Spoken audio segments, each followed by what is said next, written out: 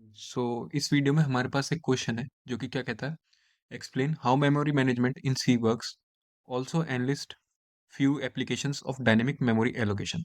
सो basically ये जो question है वो हमसे पूछ रहा है कि बिहाइंड द सीन्स या सी प्रोग्रामिंग में जो मेमोरी मैनेजमेंट है वो किस तरीके से काम करता है, और हमें कुछ एप्लीकेशंस बताने हैं किसके, डायनेमिक मेमोरी एलोकेशन के, कि कहाँ डायनेमिक मेमोरी एलोकेशन काम करता है, राइट। अच्छा, सो बेसिकली मेमोरी मैनेजमेंट होता क्या है? जैसा कि आपको खुद नेम, टॉपिक के नेम से पता चल रहा होगा, मेमोरी मैनेजमेंट की किस तरीके से मेमोरी को मैनेज किया जाता है, किसमें, सी प्रोग्रामिंग लैंग्वेज में। ओके, सो जो बेसिकली सी प्रोग्रामिंग लैंग्वेज है उसमें मेमोरी मैनेजमेंट दो तरीके से काम करता है। किन दो तरीकों से? पहला है स्टैटिक मेमोरी एलोकेशन से, और दूसरा है डायनेमिक मेमोरी एलोकेशन से। First is static memory allocation and second one is dynamic memory allocation, right. Okay, so इन दोनों के बारे में भी पता होना बहुत ज़रूरी है। तो स्टैटिक मेमोरी एलोकेशन जो की जो डेफिनेशन है वो क्या कहती है? So basically static memory allocation का जो पूरा कंसेप्ट है वो यूज़ होता है जब आप प्रोग्राम जब आपका होता है कंपाइल टाइम फेज में। किसमें? कंपाइल टाइम फेज में। ओके, सो कंपाइल टाइम फेज क्या होता है? कंपाइल टाइम फेज जो होता है हमारा, वो रेफर करता है उस पूरे प्रोसेस को या उस फेज को जब आपका जो प्रोग्राम जो आपने लिखा है, जो भी आप लिखते हैं सी प्रोग्रामिंग में, जैसे फर्स्ट जो लाइन होती है आपकी किसी भी सी प्रोग्राम की, वो रहती है hash hash include studio dot h, या hash include S T D lib dot h, या इंट मेन, या जो भी आप लिखते हैं सी प्रोग्रामिंग में, जो भी इंग्लिश कैरेक्टर्स का, इंग्लिश वर्ड का यूज करके जो आप वेरिएबल्स डिक्लेयर करते हैं, जो फंक्शन बनाते हैं, जो फंक्शन कॉलिंग करते हैं, जो आर्ग्यूमेंट्स पास करते हैं, जो पैरामीटर्स पास करते हैं, वो सब जो है वो किस लैंग्वेज में है? वो तो आपने प्रोग्राम लिखा आपने अपनी लैंग्वेज में, जो आपके ह्यूमन अंडरस्टैंडेबल फॉर्म में। लेकिन जो कंप्यूटर होता है वो इस लैंग्वेज को समझ नहीं पाता, तो इसलिए वो क्या करता है, उसे कन्वर्ट करता है बाइनरी लैंग्वेज में। किसमें? बाइनरी लैंग्वेज में, या बाइनरी फॉर्म में। किसमें? बाइनरी फॉर्म में। बाइनरी फॉर्म कौन सी होती है? Zero one, zero one one. तो जो भी आपने कोड लिखा, जो भी इंफॉर्मेशन लिखी है, जो भी इंग्लिश वर्ड्स आपने टाइप करे, वो किस में कन्वर्ट होते हैं? वो कन्वर्ट होते हैं आपके जीरो वन में। किसमें? जीरो वन में। अच्छा, यही प्रोसेस जो होता है ये आपका कहलाता है कंपाइल टाइम। क्या कहलाता है? Compile time. अच्छा, अब जो कंपाइल टाइम में मेमोरी एलोकेट होती है वो होती है किसको? कुछ डेटा स्ट्रक्चर्स होते हैं हमारे सी प्रोग्रामिंग लैंग्वेज में जो क्या करते हैं, डेटा को स्टोर करते हैं। क्या करते हैं? डेटा को स्टोर करते हैं। जैसे कि आपका arrays, link list, heap, trees, graphs, और स्टैक एंड क्यूज। अच्छा, अब जो स्टैटिक मेमोरी एलोकेशन है वो किस पे काम करता है? वो स्टैटिक मेमोरी एलोकेशन का कंसेप्ट जो एप्लीकेबल होता है वो होता है आपका, जो भी आप वेरिएबल्स डिक्लेयर करते हैं उन पे। जैसे मान लीजिए आपने किसी प्रोग्राम में वेरिएबल डिक्लेयर करा है इंट एक्स या कैर वाई, या आपने कोई डिक्लेयर कर दिया लॉन्ग वेरिएबल लॉन्ग जेड करके, राइट। तो ये जो भी डिक्लेरेशंस हैं ये सब किस में आते हैं, ये किस रूफ के अंदर आते हैं? ये आते हैं स्टैटिक मेमोरी एलोकेशन के अंदर। किसके अंदर? स्टैटिक मेमोरी एलोकेशन के अंदर, राइट। और एरेस भी इसी तरीके से किस में डिक्लेयर करे जाते हैं? वो भी डिक्लेयर करे जाते हैं स्टैटिक मेमोरी एलोकेशन के कंसेप्ट का यूज करके, राइट। अच्छा, स्टैटिक मेमोरी एलोकेशन क्या कहती है? स्टैटिक मेमोरी एलोकेशन ये कहती है कि एक बार जो आपने साइज डिक्लेयर कर दिया, फिर वो क्या नहीं हो सकता, वो चेंज नहीं हो सकता आगे, ना वो बढ़ाया जा सकता, ना वो कम किया जा सकता, राइट। ओके, सो ये तो था हमारा किसके बारे में, स्टैटिक मेमोरी एलोकेशन के बारे में, right. Okay, moving forward to dynamic memory allocation. Moving to dynamic memory allocation. अच्छा, डायनेमिक मेमोरी एलोकेशन क्या होता है? जैसा कि नेम खुद सजेस्ट कर रहा है, dynamic memory allocation means, dynamic memory allocation means कि एक बार जो मेमोरी एलोकेट कर दी वो क्या हो सकती है, चेंज हो सकती है। मतलब जैसे कि डेफिनेशन में खुद आ रहा है डायनेमिक, क्या आ रहा है, डायनेमिक। तो डायनेमिक, कोई चीज डायनेमिक कब कहलाती है? जब वो क्या हो रही हो, चेंज हो रही हो, या उसमें क्या हो सकते हैं, चेंजेस हो सकते हैं। वो क्या है, लायबल है किसके लिए, चेंज होने के लिए, राइट। तो उस पूरे प्रोसेस को जो होता है वो क्या क्या कहलाता है, डायनेमिक मेमोरी एलोकेशन। मतलब ऐसा मेमोरी एलोकेशन जिसे आप क्या कर सकें, जिसमें मेमोरी का चेंज कर सकें, जिसमें मेमोरी का चेंज कर सकें। अच्छा, जैसे हमने ऊपर अभी पढ़ा स्टैटिक मेमोरी एलोकेशन की डेफिनेशन में, कि जो स्टैटिक मेमोरी एलोकेशन है वो किस किस में काम करती है? वो काम करती है आपने जो वेरिएबल डिक्लेरेशन करते हैं आप, चाहे ग्लोबल हो, चाहे स्टैटिक वेरिएबल हो, चाहे लोकल वेरिएबल हो, राइट, उसमें काम करती है। लेकिन जो डायनेमिक मेमोरी एलोकेशन का कंसेप्ट है वो एप्लीकेबल होता है कुछ डेटा स्ट्रक्चर्स पे, जो कि क्या है, आपका स्टैक, आपका Q, link list, and trees, graphs, heaps, right. अच्छा, अब डायनेमिक मेमोरी एलोकेशन का यूज करके हम एरे को भी इनिशियलाइज कर सकते हैं। क्या कर सकते हैं? एरे को भी इनिशियलाइज कर सकते हैं डायनेमिक मेमोरी एलोकेशन का यूज करके। लेकिन वो थोड़ा कॉम्प्लिकेटेड पड़ता है। उसमें आपको क्या करना पड़ता है, डायनेमिक मेमोरी के कुछ फंक्शंस को क्या करना पड़ता है, इन्वोक करना पड़ता है। क्या करना पड़ता है? इन्वोक करना पड़ता है। किसका यूज़ करके? stdlib.h वाली हमारी फाइल का यूज़ करके, राइट?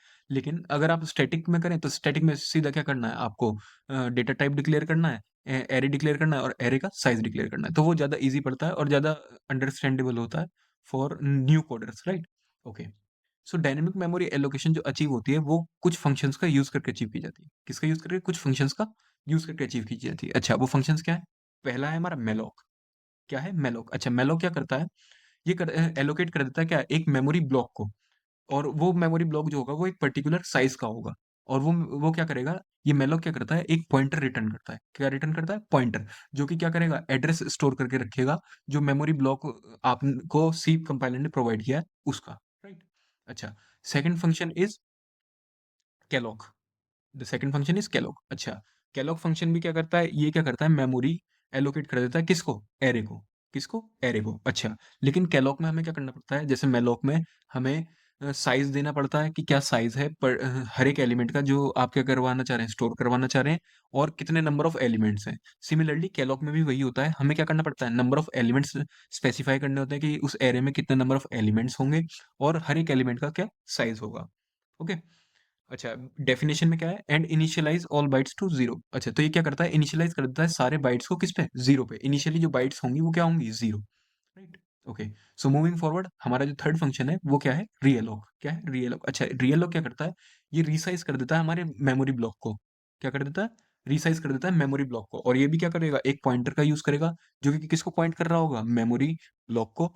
और इसमें जो सेकंड पैरामीटर होता है हमारा, वो किस लिए यूज होता है, वो हमारा सेकंड पैरामीटर जो है, जो यहाँ पे लिखा हुआ है साइज अंडरस्कोर टी साइज, ये हमें ये बताता है कि पहले आप जो आपका मान लीजिए, अगर कोई एरे था या जो भी आपका जो वेरिएबल था जिसे आपने स्टोर कर रखा था, वो मान लीजिए 10 बाइट्स में था।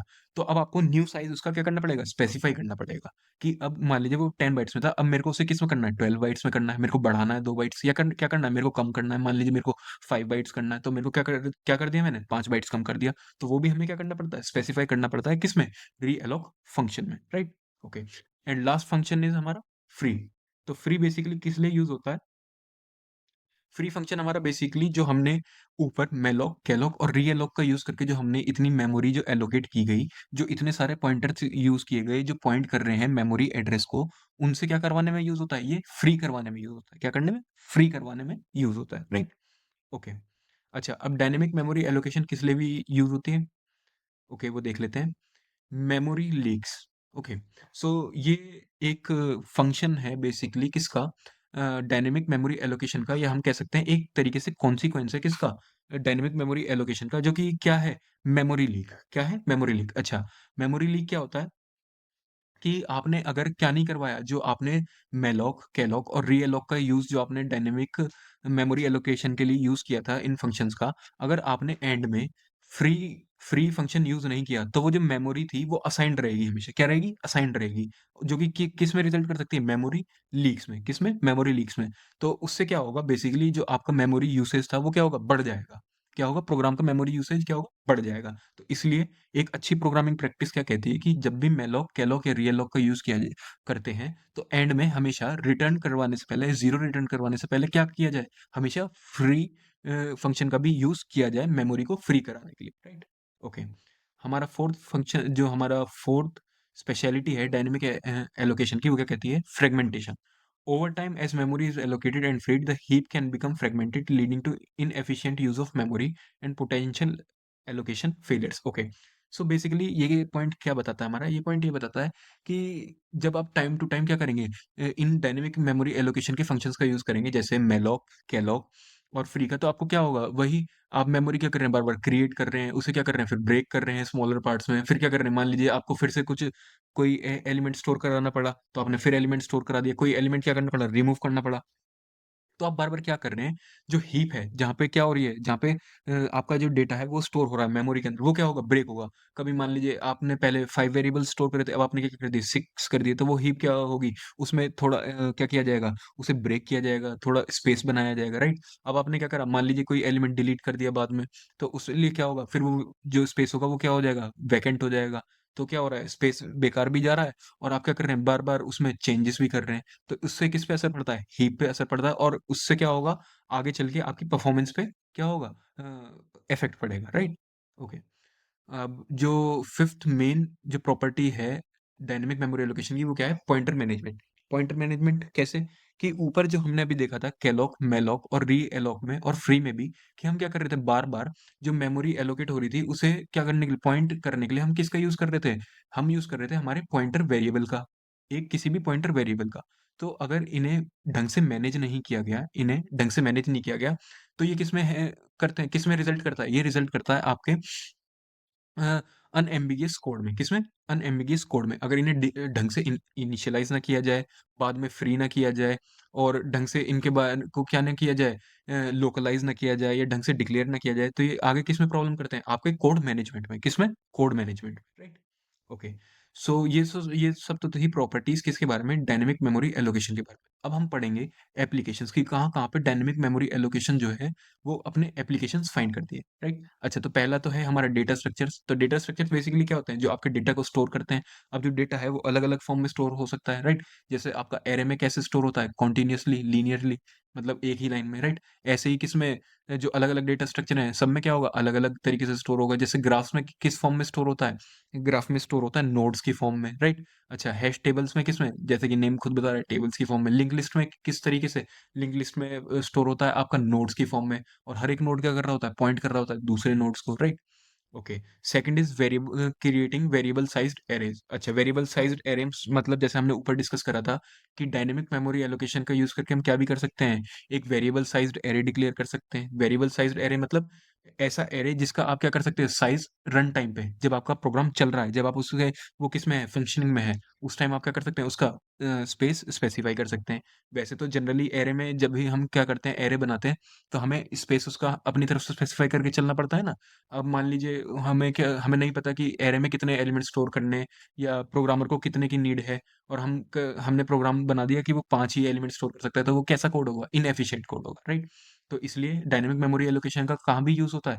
वेरिएबल साइज़ एरेज़ क्रिएट करने में, राइट? अच्छा, बफर मैनेजमेंट क्या कहता है? Allocating buffers for input output operation such as reading data from files और network sockets where the amount of data may not be known in advance. अच्छा, buffer management क्या कह रहा है? कि इनपुट आउटपुट ऑपरेशन जहाँ पे आपको ये नहीं पता कि कितने आउटपुट देने हैं या कितने इनपुट लेने हैं, तो वहाँ पे भी किसका यूज़ होता है? वहाँ पे भी यूज़ होता है किसका? डायनामिक मेमोरी एलोकेशन का। Second one is memory pools.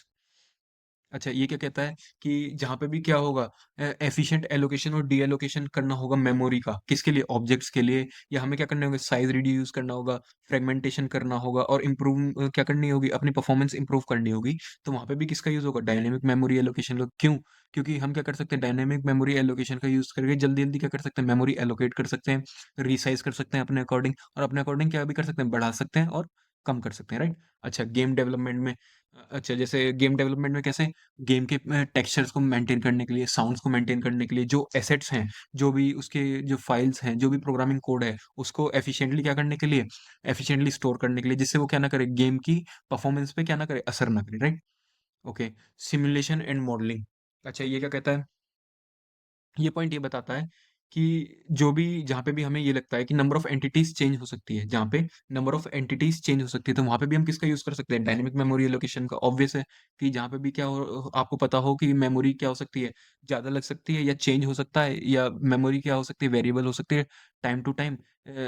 मान लीजिए रियल टाइम कोई भी आप एप्लीकेशन बना रहे हैं, उसका किसी भी ऐसे प्लेटफॉर्म का यूज़ कर रहे हैं जहाँ पे रियल टाइम कोई चीज़ इन्वॉल्वमेंट है, जैसे रियल टाइम चैटिंग ही इन्वॉल्वमेंट है, तो वहाँ पे भी किसका यूज़ करेंगे? डायनामिक मेमोरी एलोकेशन का, राइट?